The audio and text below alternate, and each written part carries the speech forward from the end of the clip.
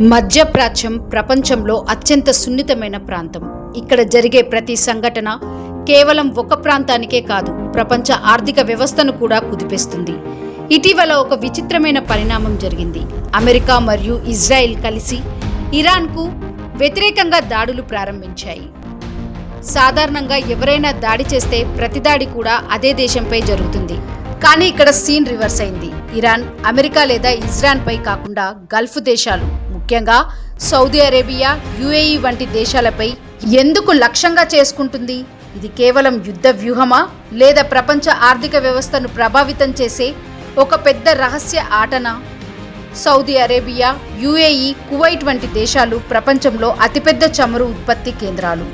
ప్రపంచానికి అవసరమైన చమురులో పెద్ద భాగం ఈ ప్రాంతం నుంచే వస్తుంది. ఇక్కడ ఒక చిన్న సమస్య వచ్చినా ప్రపంచవ్యాప్తంగా చమురు ధరలు పెరిగిపోతాయి. చమురు ధరలు పెరిగితే ప్రపంచ ఆర్థిక వ్యవస్థ మొత్తం కుదేస్తుంది. అందుకే గల్ఫ్ ప్రాంతాన్ని ప్రపంచ ఎనర్జీ హృదయం అని కూడా అంటారు.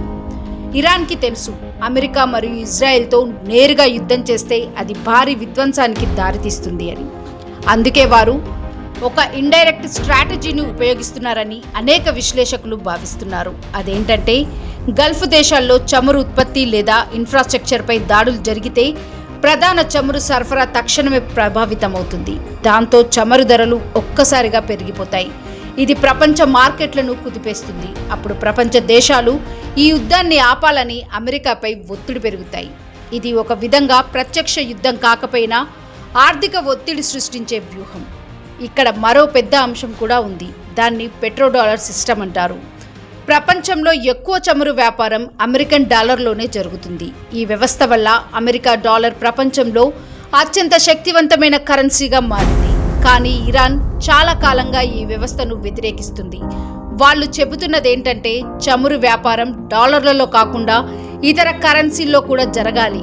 ఇలా జరిగితే అమెరికా ఆర్థిక ప్రభావం తగ్గిపోతుంది. అందుకే కొంతమంది విశ్లేషకులు చెబుతున్నది ఏంటంటే, ఈ యుద్ధం కేవలం ఆయుధాల యుద్ధం కాదు, ఇది ఆర్థిక వ్యవస్థల మధ్య జరుగుతున్న ఒక పెద్ద పోరు అని. ప్రపంచంలో చమురు ధరలు పెరిగితే రవాణా ఖర్చులు పెరుగుతాయి. రవాణా ఖర్చులు పెరిగితే ఆహారం నుండి టెక్నాలజీ వరకు అన్నీ ఖరీదవుతాయి. దాంతో ప్రపంచవ్యాప్తంగా ద్రవ్యోల్బణం పెరుగుతుంది. అందుకే మధ్య ప్రాచ్యంలో జరిగే సంఘటనలు ప్రపంచంలోని ప్రతి దేశాన్ని ప్రభావితం చేస్తాయి. ఈ కల్లోల సమయంలో భారత్ ఒక ప్రత్యేకమైన వ్యూహాన్ని అనుసరిస్తుంది. భారత్ అమెరికాతో మంచి సంబంధాలు కలిగి ఉంది. అదే సమయంలో ఇరాన్ మరియు గల్ఫ్ దేశాలతో కూడా స్నేహపూర్వక సంబంధాలు కొనసాగిస్తుంది. ఈ సమతుల్యత విధానం వల్ల భారత్ ఈ ప్రాంతంలోని రాజకీయ ఉద్రిక్తతల నుంచి కొంతవరకు సురక్షితంగా ఉంది. ఇది స్ట్రాటజిక్ న్యూట్రాలజీ అని పిలుస్తారు. అమెరికా, ఇజ్రాయెల్, ఇరాన్ మధ్య జరుగుతున్న ఈ పోరు కేవలం సైనిక యుద్ధమా, లేదా ప్రపంచ ఆర్థిక వ్యవస్థను పునర్నిర్మించడానికి జరుగుతున్న ఒక పెద్ద గేమా? గల్ఫ్ దేశాలపై జరిగే దాడులు ఒక ప్రాంతీయ సమస్యలా కనిపించినా దాని ప్రభావం ప్రపంచ మార్కెట్లపై పడుతుంది. ఇక ముందు ఏం జరుగుతుందో ప్రపంచం మొత్తం ఉత్కంఠగా చూస్తుంది. మధ్య ప్రాచ్యంతో జరుగుతున్న ఈ సంఘటనలు కేవలం వార్తలు మాత్రమే కావు. ఇవి ప్రపంచ రాజకీయాలు, ఆర్థిక వ్యవస్థ, ఎనర్జీ భవిష్యత్తు అన్నింటినీ ప్రభావితం చేసే సంఘటనలు. ఈ కథలో ఇంకా ఎన్నో రహస్యాలు ఉన్నాయి. అవి బయటపడే వరకు ప్రపంచం ఈ గేమ్ను ఆసక్తిగా గమనించాల్సిందే. అసలు ఇరాన్ ఈ వ్యూహాన్ని ఎంచుకోవడానికి ముఖ్య కారణాలు పరోక్ష ప్రతిస్పందన. నేరుగా అమెరికాతో యుద్ధం చేయలేని స్థితిలో అమెరికాకు సహకరిస్తున్న గల్ఫ్ దేశాలపై దాడులు చేయడం. మరొకటి చమురు సరఫరా అడ్డుకోవడం. గల్ఫ్ ప్రాంతాలలో చమురు నిల్వలు, డిపోలపై దాడులు చేయడం ద్వారా ప్రపంచ చమురు మార్కెట్ను దెబ్బతీయడం, తద్వారా ఇజ్రాయెల్ అమెరికాలపై ఒత్తిడి పెంచడం. మరొకటి ఆర్థిక భద్రత పరమైన ఒత్తిడి. గల్ఫ్ దేశాలలోని పౌర మౌలిక సదుపాయాలను, విమానాశ్రయాలు, రేవులు దెబ్బతీయడం ద్వారా ఆ దేశాలను భయభ్రాంతులకు గురిచేసి అమెరికా సైనిక స్థావరాలను తొలగించేలా ఒత్తిడి తీసుకురావడం.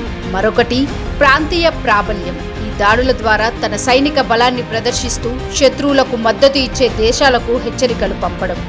ఈ దాడుల ఫలితంగా గల్ఫ్ దేశాల్లోని చమురు డిపోలు, మౌలిక సదుపాయాలు తీవ్రంగా దెబ్బతింటున్నాయి. లేటెస్ట్ న్యూస్ అప్డేట్స్ కోసం డిస్క్రిప్షన్లో ఉన్న న్యూస్ ఆన్ ఫేస్ వాట్సాప్ ఛానల్ని ఫాలో అవ్వండి.